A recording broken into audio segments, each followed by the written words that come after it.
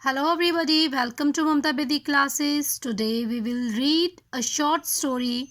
It is a very beautiful story. The name of story is Color of Rainbow. Okay, and this is a story of a couple who engaged in small quarrels and arguments. Okay, and this story is a Dogri story and converted into English. Okay, so let's start to read the story. The rain had just stopped. बारिश अभी रुकी ही थी. I was looked out of the window. अब यहाँ पे I कौन है? यहाँ पे है I writer. Writer कहते हैं कि मैं विंडो से बाहर देख रहा था. Occasionally a drop of water fell from the awning of the window. अब occasionally क्या था? कभी कभी, है ना? तो थोड़े थोड़े टाइम के बाद जो ड्रॉप ऑफ वाटर थी वो एनिंग होता है शामियाना. जो विंडो होती है उसके बाहर थोड़ी शेड सी बनी होती है, ठीक है. तो वहां से जो पानी था वो नीचे की तरफ गिर रहा था. The clouds had cleared and the sun had also come out. अब इस टाइम पे बारिश जो थी वो रुक चुकी थी, क्लाउड जो थे वो क्लियर हो चुके थे और जो सन है वो बादलों से बाहर आ चुका था. इट मीन्स कि ये जो स्टोरी है, ये जो यहाँ पे एक्सप्लेन किया गया है, ये एक रेनी डे है उसको एक्सप्लेन किया गया. Okay, when the sun shines immediately after rain it looks very pleasant. क्या होता है कि जब इमीडिएटली तुरंत बाद बारिश के सूर्य निकलता है, चमकता है, तो बड़ा ही सुंदर लगता है, मौसम बहुत ही अच्छा होता है. I was watching the beauties of nature lost in thought.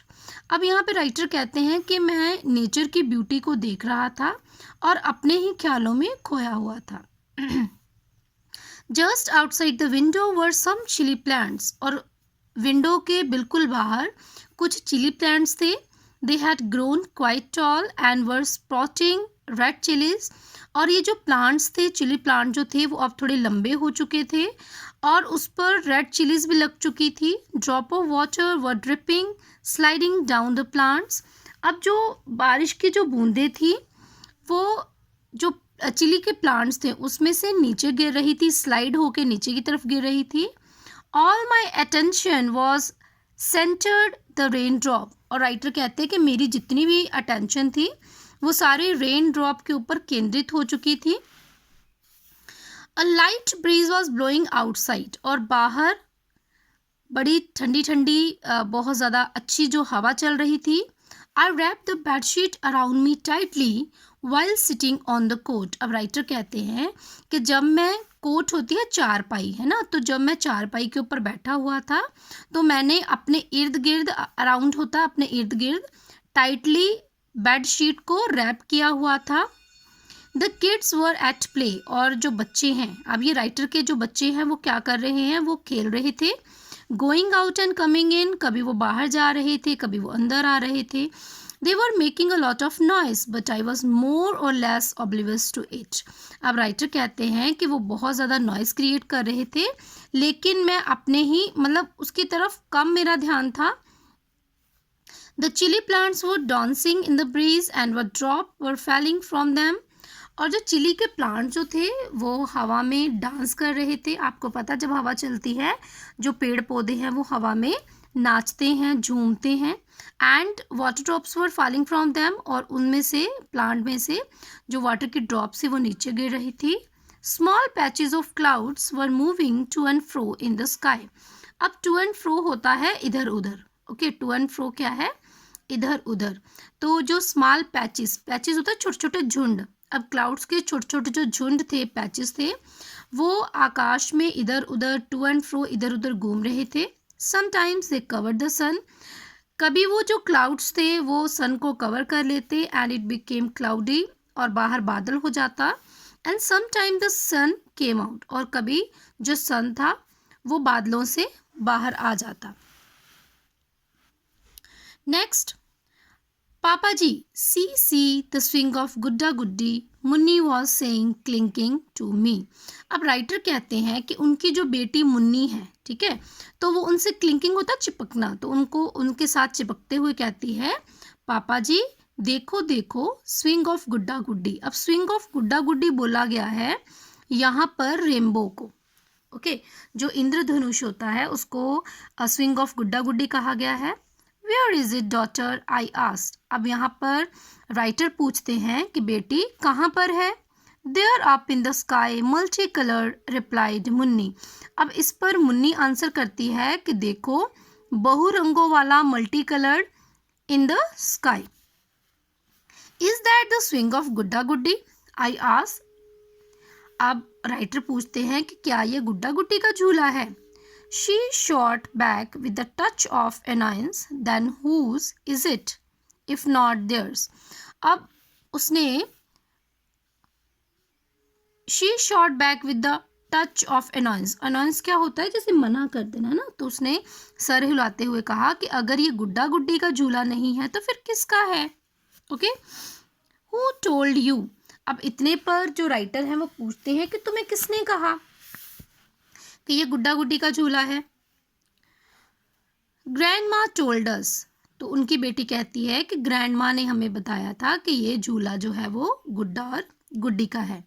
I see then it must be so, I said looking at the rainbow in the sky.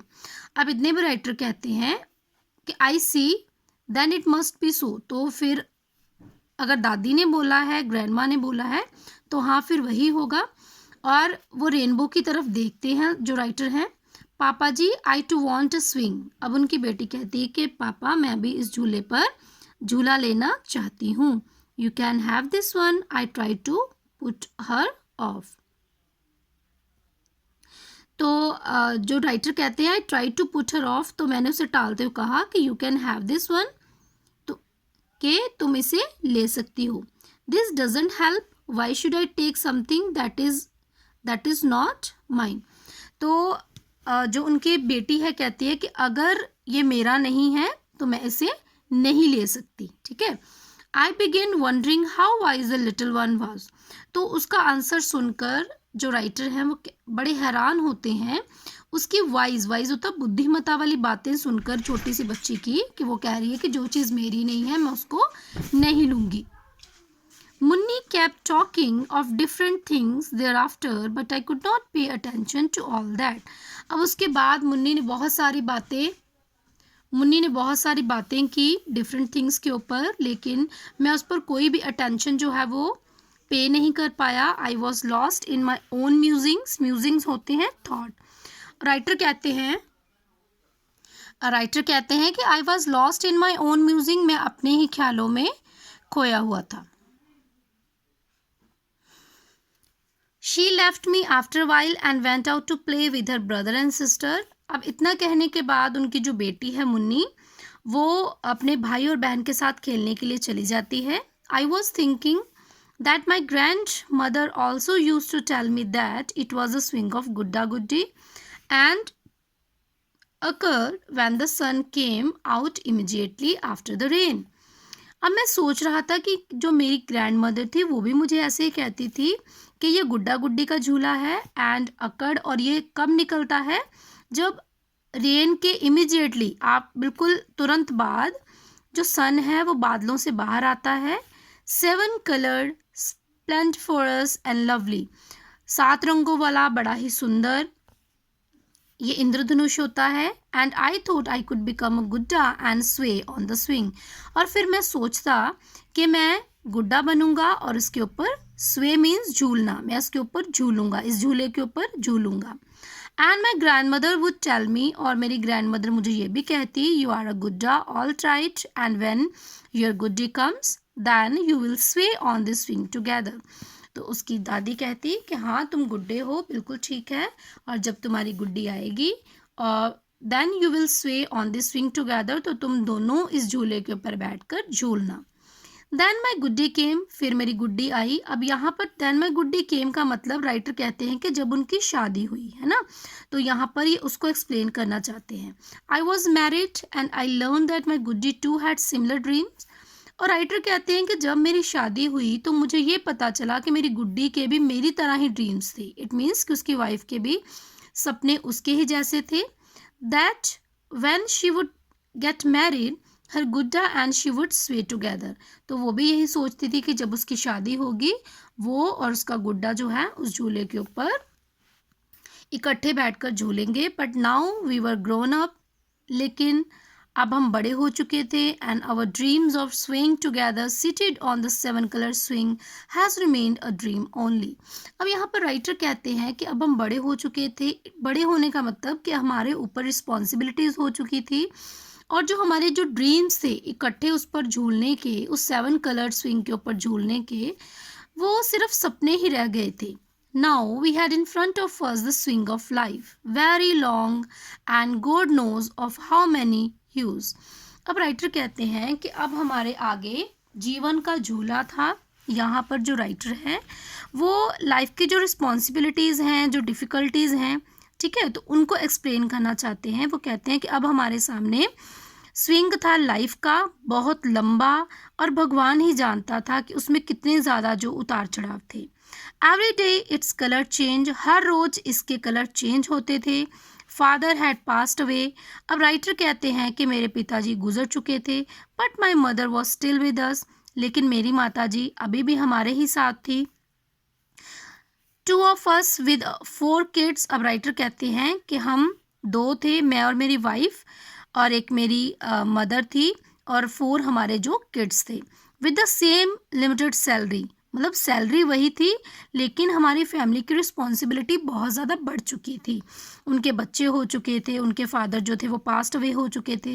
The kids were growing up, बच्चे बड़े हो रहे थे। And expenses were increasing, जैसे जैसे family increase हो रही थी तो उनके एक्सपेंसेस भी इंक्रीज हो रहे थे। And what convolutions I had to undergo to meet the expenses.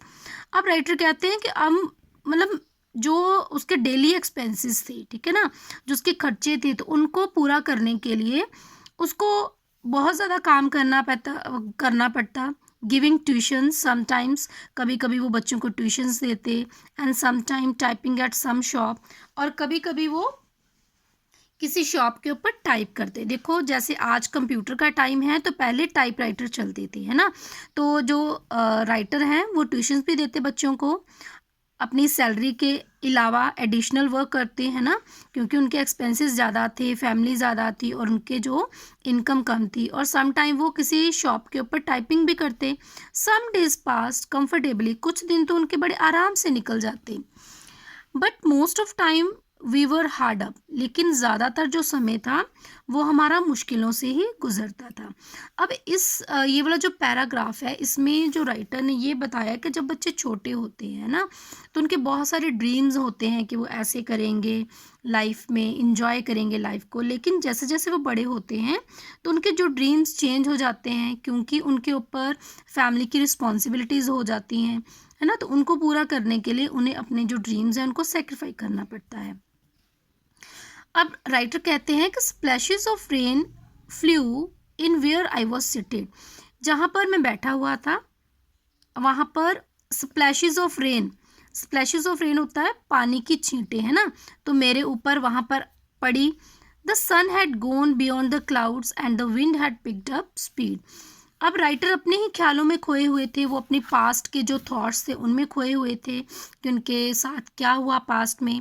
अब क्या होता, जैसे उनके ऊपर पानी के छींटे पड़ते हैं तो वो क्या देखते हैं कि इस टाइम पर जो सन था वो बादलों के पीछे जा चुका था। And wind had picked up speed, और हवा ने ज़ोर पकड़ लिया था, हवा स्पीड में हो चुकी थी। आई क्लोज द विंडो, राइटर कहते हैं कि मैंने विंडो को क्लोज किया। इन द मीनवाइल, थोड़े ही समय में, माई वाइफ केम इन, और जो मेरी वाइफ थी वो कमरे के अंदर आ गई। I have been shouting for you for so long. Are you going to have your tea or not?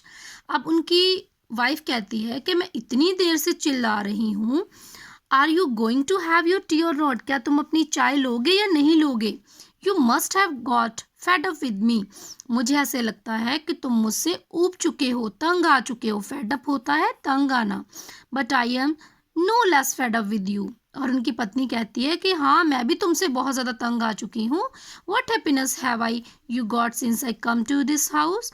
अब उनकी वाइफ कंप्लेन करते हुए कहती है कि जब से मैं इस घर में आई हूँ मुझे कौन सी खुशी मिली, मुझे कौन सा सुख मिल गया।